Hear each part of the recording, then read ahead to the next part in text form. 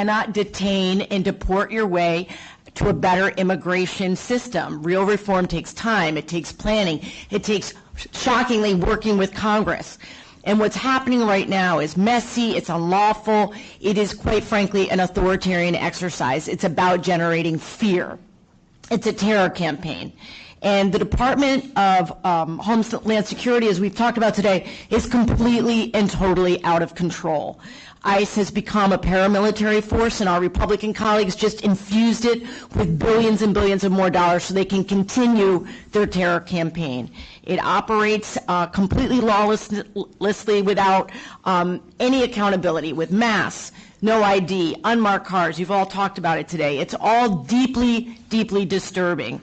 And I want to focus on the aspect that others have touched on, the aspect of racial profiling. So if I could, Ms. Shabaya, is it legal for the police to use racial profiling in law enforcement? It is not. And what damage does it do when we racially profile? I think it's hard to overstate, because it does damage to the particular individual who is profiled. It also does damage to the community, because people are terrorized and they think that if they look a certain way or are from a certain country or have an accent, that they are going to be targeted. And it also does damage to the enforcement authorities themselves, because the people who are engaging in this behavior are losing a fundamental and critical aspect of human empathy and respect for others. And I think that we are really underestimating how damaging this is for all of us, like for everyone, for the perpetrators and for the people who are subjected to this behavior. I am so glad that you mentioned that, because that is something that I've been thinking about in earnest in the last few weeks. We are not just dehumanizing these immigrants, these migrants, these people seeking refuge here, these people who are seeking asylum. We, through this process that my Republican colleagues are enabling, we are dehumanizing the people who are perpetrating the violence on these people.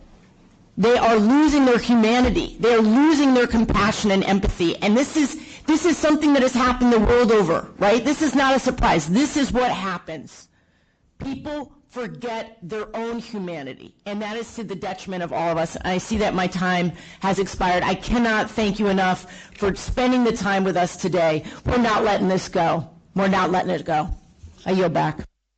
Thank you, Congresswoman Becca Balint. It is why we're here. We're not letting it go. Thank you. This week, we learned that 75% of the men on that plane to El Salvador, the men that President Trump claimed were the worst of the worst, were in fact not hardened criminals.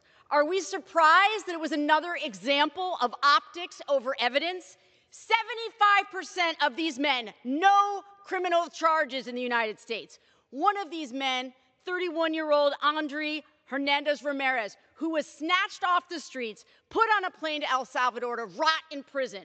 Andre is not a gang member. He's not a terrorist. He's no threat to anyone. He is a son, a brother, a makeup artist, a hairdresser.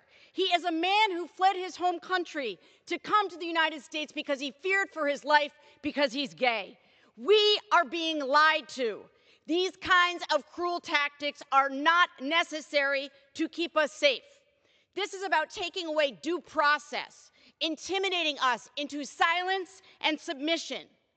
If this administration will do this to Andre, they will do it to anyone. We are all at risk. Protect